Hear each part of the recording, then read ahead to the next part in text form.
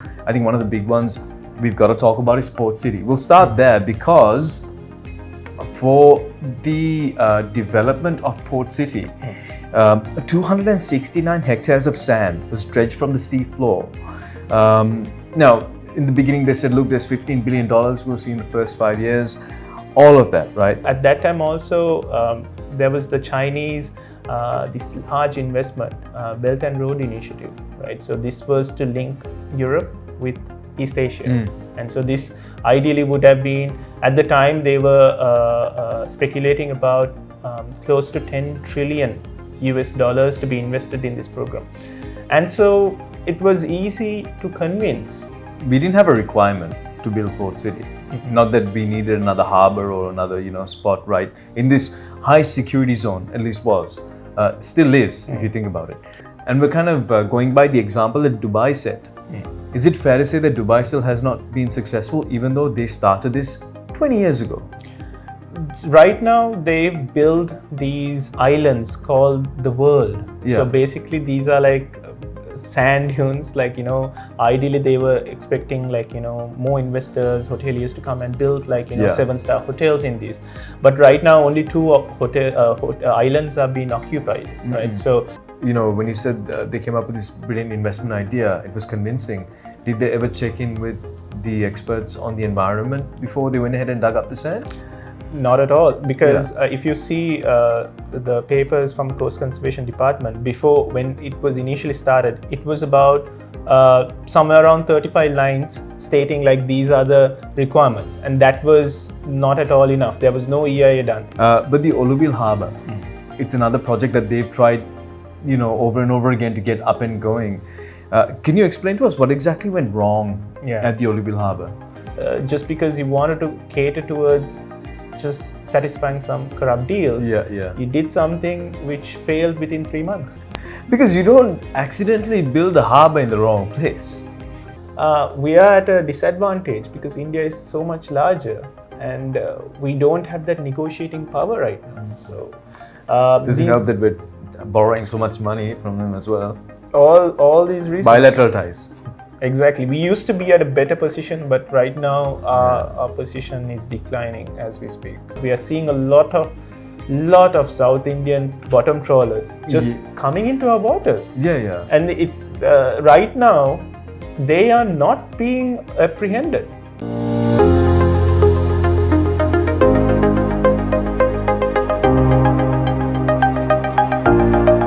Hey guys, this is Lloyd from Light 87. Thank you for joining us. I've got a very special guest in the studio here with me. I've got Muditha Katuwawala from the Pearl Protectors. And he's the founder and coordinator at the Pearl Protectors. You're also a deep diver, as well as you are an economist on Blue Economy.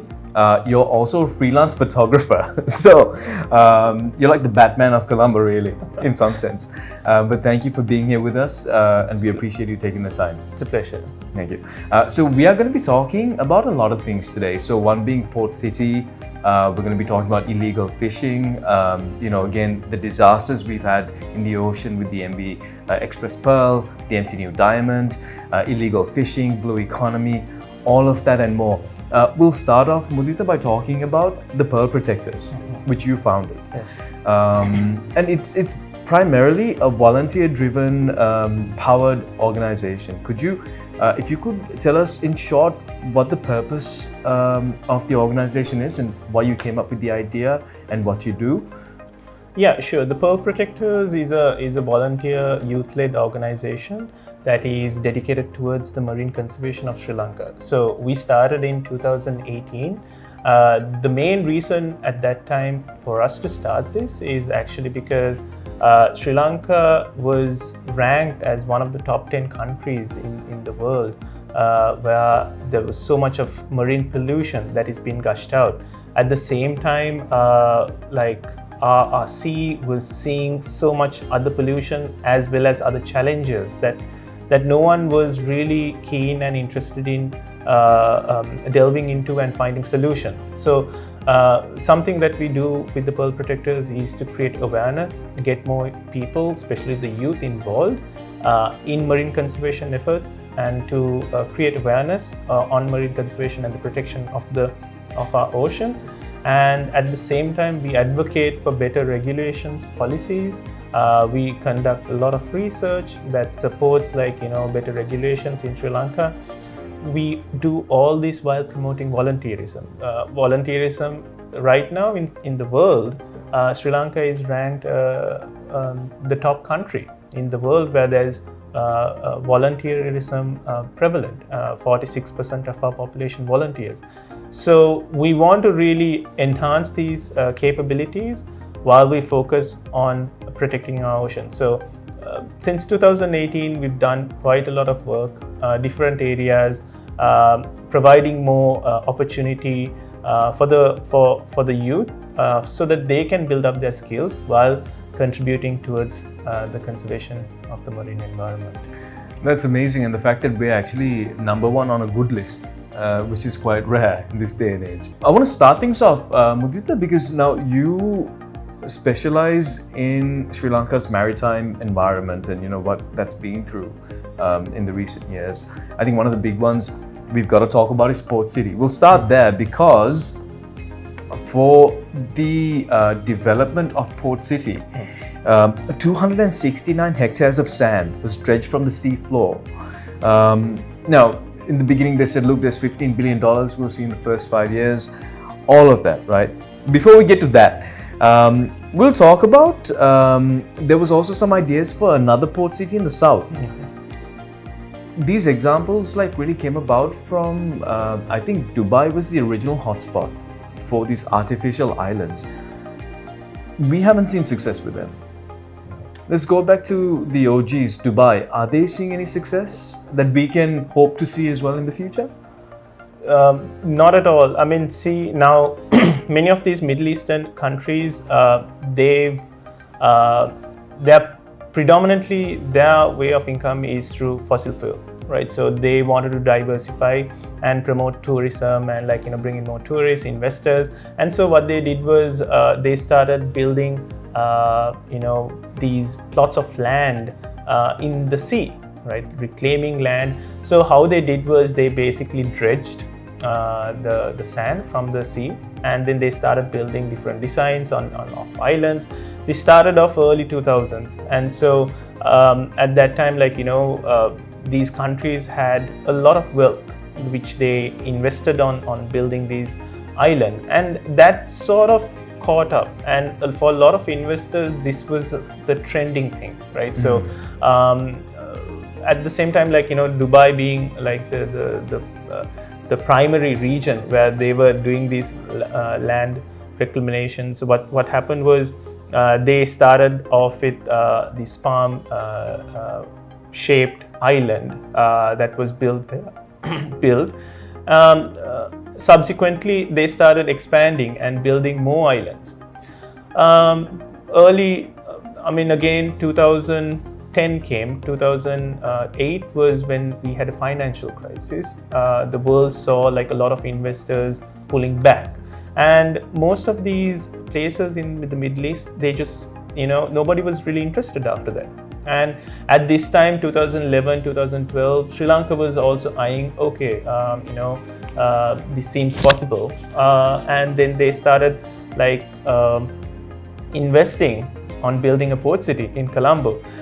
It's a bit funny how this idea was really formulated, because at that time, Colombo was right after war, and Colombo had land. We could have utilized land ideally to bring in investors. We didn't have to expand in a such a way to build a separate reclaim land, dredging 60 million cubic meters of sand, which is also from the coastal areas, the shallow waters of Sri Lanka.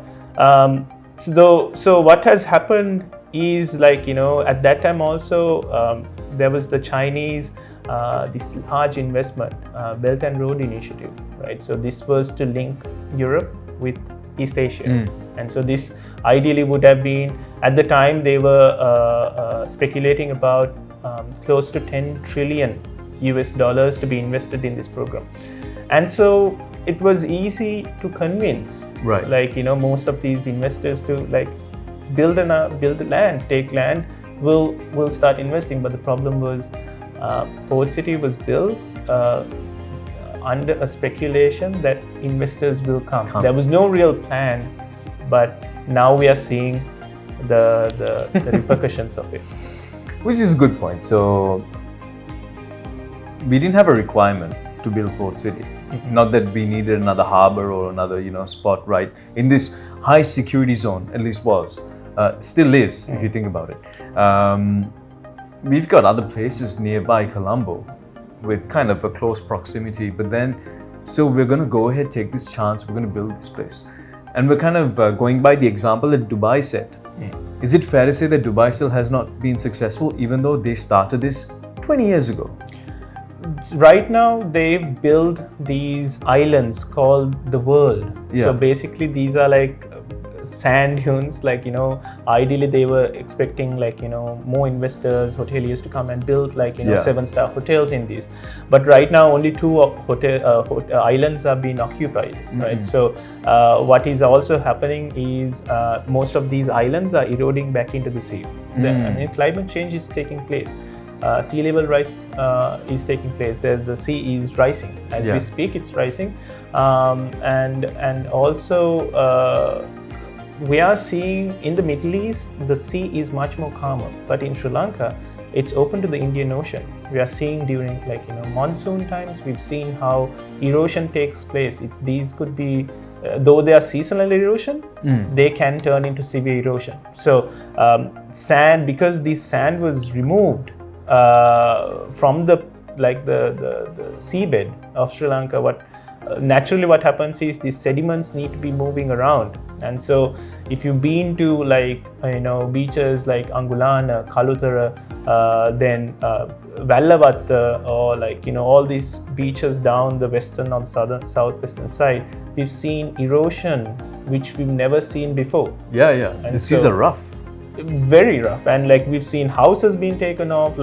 We just saw last August, one of the known restaurants, the King Ross restaurant in Vallavatta, it's been there for the last so many years, but last monsoon, the whole front of it, the beach side of it, was taken away. So these are ideally seasonal erosion that should be taking place, but now they've turned into severe erosion, and so it's really bad what's happening.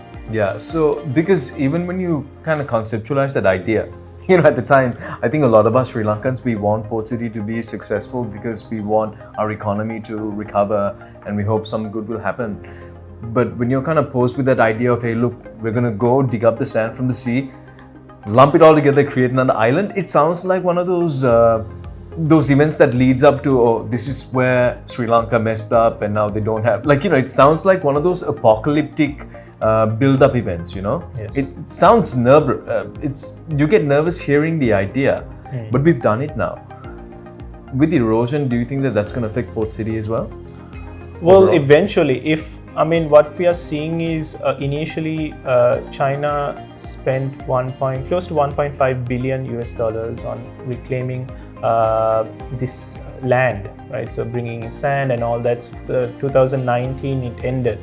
So the first phase, it was estimated before it started that during the first phase we are going to see this much of investors coming in, but so far we are seeing zero investors being there. So there are here and there are some local companies who are having some sort of partnership to build their own businesses inside, but the thing is that was not what was expected when we started it. This was supposed to bring in so much foreign investors, bring in a lot of opportunities and also working opportunities for the people of Sri Lanka. But at the same time, yes, if it was for the best reasons, it would have been a good thing. But the thing is, we didn't have a plan or a strategy. We are right now seeing Port City without electricity. These small restaurants that have opened up there, they are powering through generators. The roadways were not built parallelly while they were building a Port City. Now they are rushing up here and they are trying to have roads that lead to Port City. But the thing is, it may be a little too late. Already Colombo is seeing a lot of traffic, And if you are to have like, this population, close to maybe 60,000 to 100,000 population within Port City, we are going to see much more significant traffic. And so will we prepared for it? Not really. So the thing is, just an idea, if you are to put it into a strategy or like, implement it, there has to be a lot of things that need to be looked into. Environment side, there was no EIA done, environment impact assessment. So this was going to be my next question. Yeah. When you said they came up with this brilliant investment idea, it was convincing. Did they ever check in with the experts on the environment before they went ahead and dug up the sand?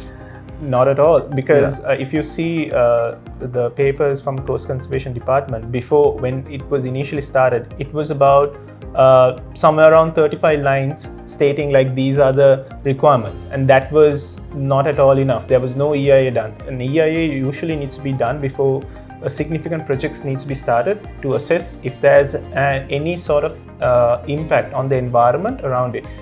We've seen so many projects in Sri Lanka where they have neglected doing an EIA, and later on we've had to face the repercussions. So this was a significantly large project where EIA was not done, and the impact on the marine environment was significant. So these are ideally, through an EIA report, we would ideally understand what sort of impact this would also cause to our sea, to our marine environment, right. But none of those was done. So so much of sand you may have seen before 2019. Every day if you pass Golf Face, there's always these sand being just thrown into the Port City, and so all this sand came from about 4-5 kilometers away from our sea, which is about 15 to 20 meters deep. Yeah. So you're literally dredging the bottom of the sea where there could be different marine life, crustaceans, and these are habitat places where marine life habitats. So all of it was sucked out and dredged out. So just because it was done somewhere else does not mean you can replicate it in other places. We need to understand we need to understand every aspect of it before we do these sorts of projects. Now, Muditha, another similar project, like speaking of poorly planned, or at least we're still hoping some of these things work out, but the Oluvil Harbour, it's another project that they've tried, over and over again to get up and going. Can you explain to us what exactly went wrong at the Oluvil Harbour? Yeah, so Alluvial Harbour is one of the one prime example of a project that failed. That's because this was built in the eastern province without really considering the feedback of experts, and where there was a lot of political backhand, and also there was no real plan or strategy. Poorly constructed harbour, and we've seen. To interrupt you, but when you say a poorly planned harbour, normally when you're building a harbour or even a house or anything basic, you do a check, right, to make sure that you're putting the foundation pillars in the right place. Exactly.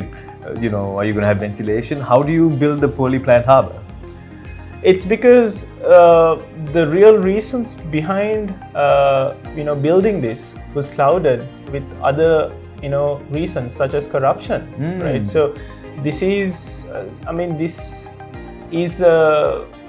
it's an example where we've seen other projects around Sri Lanka where these political backhands and other corrupt deals take priority over the actual reason why these needs to be built. So what happened was Oluvil Harbour was built in a place where there was naturally sediment is being formed, and so many experts said, look, if you build something like this, a harbour especially, where the first thing of a harbour is it needs to be there needs to be deep water, so that the boats could come in and out. Exactly. So this was built in a place where there's a lot of sand accumulation, right? So right after this was built, by the way, this was built. It almost costed $80 million to build that harbour, and they were expecting the long-term investment from this would be close to up to $400 million, right? So, but because it was poorly planned and there was a lot of corruption taking place, this was not done in a way that we could harness those return of investment. Right. And so 3 months right after the harbour was built, we started seeing sand just washing up at the entrance of the harbour. And so now if you go there, it's just nobody can have any boats inside. Yeah. It's just a pile of becoming land. a beach essentially. Exactly. So Sri Lanka is an island. It's an interesting island where there's a lot of natural sand sediments that flow through because of ocean currents, wind patterns, and monsoons and all that. So if you really don't understand it, if you don't listen to the experts, and if you don't really calculate these variations, you're up for a failure. And that's the prime example where just because you wanted to cater towards just satisfying some corrupt deals, you did something which failed within 3 months. Yeah, listening to experts, clearly it's not a natural thing for us, because you don't accidentally build a harbour in the wrong place. Speaking of fishing, Muditha, last year we hit a record, $318 million of exports, which is a big deal in the pandemic for a small island. Are we doing this safely, and are we doing this with the experts that are keeping an eye on ethical fishing and that sort of thing? You're also an expert on blue economy. Right. Could you explain that concept to us as well? Fishing in Sri Lanka, there are a lot of challenges. We are seeing a lot of overfishing happening, right? Like right now in the Indian Ocean, yellowfin tuna is being quickly depleted. And if we go to landing site is basically a harbour where they bring in the catch.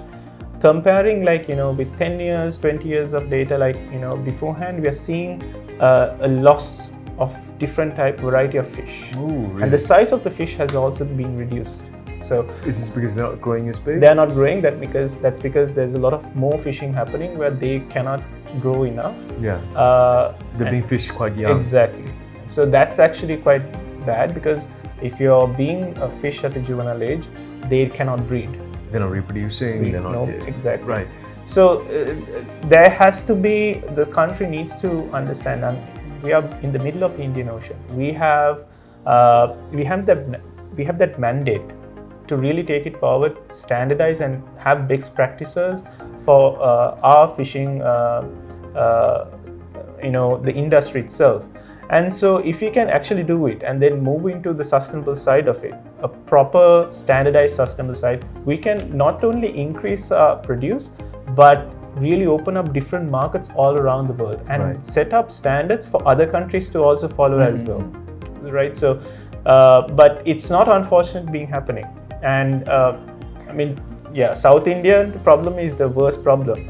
We are seeing a lot of South Indian bottom trawlers just coming into our waters. And it's right now they are not being apprehended. Really, huh? Very less number of these fishing vessels are being apprehended. A lot of fishermen, if you speak to a lot of fishermen, recently there were so many protests also, not just in Jaffna but in Mannar also. They are frustrated. They are coming out and saying, look, this is where we traditionally fish. Now it's the South Indians just coming in their large vessels, bottom trawling. So the bottom trawling, the problem with bottom trawling, it's illegal in Sri Lanka. What they do is they have this huge net on the seabed and they just pull it across the seabed. Everything is taken. So all the crustaceans, all that marine habitat, everything that is on the seabed gets into this net. There are so many bycatch in these nets as well. Also the seabed around this Jaffna Mannar area, there's a lot of seagrass. A lot of dugongs eat these seagrass. So when you scrape off the bottom, all that seagrass is also removed. And also the seabed is a perfect carbon sink. I mean, we are talking about climate millions change. Of years, right? Exactly. Millions of years of carbon is deposited on the seabed. And so when you scrape it off, all that carbon is exposed and comes out. So multiple issues, and the integrity of Sri Lanka's sea is being affected as well. So many, I've just recently heard this story where these bottom trawlers, large bottom trawlers are in Jaffna, and they're not they're harassing, they're bullying the local fishermen. Really? Yes, and so, if you bring it up bilaterally, we are at a disadvantage because India is so much larger and we don't have that negotiating power right now. So Doesn't help that we're borrowing so much money from them as well. all these reasons. Bilateral ties. Exactly. We used to be at a better position, but right now our position is declining as we speak.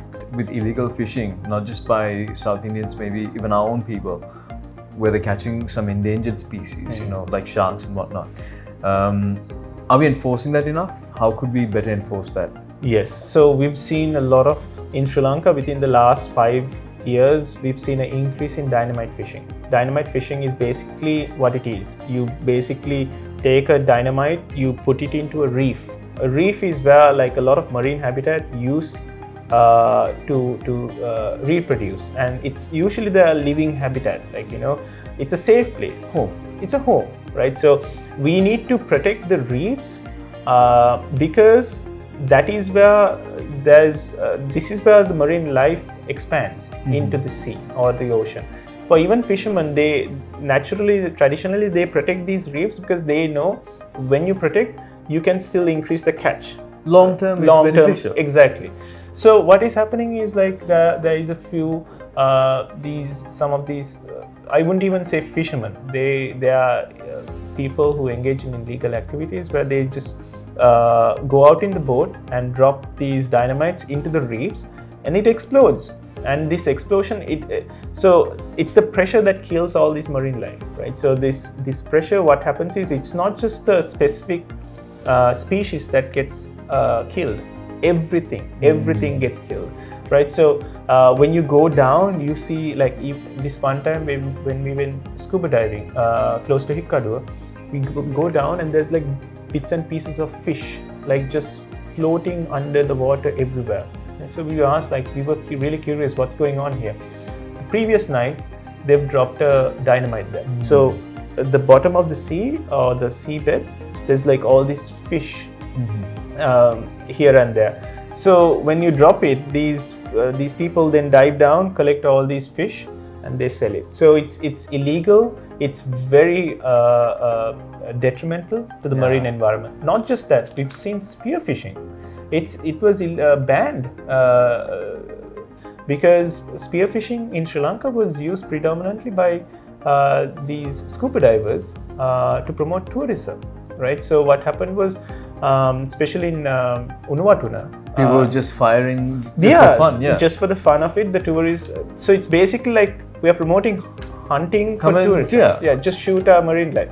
So it was banned, but still there's a lot of spearfishing happening in Sri Lanka. Enforcement, recently in Dehiwala, they captured spear guns, but then soon after, this minister says, let them go, and all these were released back to the fishermen. And so what's the point of having monitoring, regulations, enforcement, if one person from, like, you know, one minister says, no, let them have it back, and it goes back to how it was used to happen. And so there's a lot of illegal fishing practices happening in Sri Lanka, and the best thing that needs to happen is, like, we have the Coast Guard, we have the Navy. They need to be provided the resources and the expertise, as well as, like, you know, the power to apprehend these things, rather than, like, you know, politically backed the corruption taking place. It also, like, kind of handcuffs them in a way, you know, when they can't really take an action because they don't know who's going to be calling them up and saying, how dare you go, it's my people, and, you know, so much of that. But anyway, it's really concerning though when you say it, and even this dynamite fishing sounds horrendous. Exactly. I mean, likewise with bottom trawling. Gosh, it's bad. It's happening all around the island. So destructive. Yes. Now, speaking of damaging our marine environments, now one of the big topics, it's kind of like the elephant in the room here, and we're going to talk about the empty new diamond, the crude oil tanker that caught fire. See, I forgot how soon or how near that was to the MV Express Pearl. Yeah. For some reason, it felt like it had been longer. But we'll start with the empty new diamond.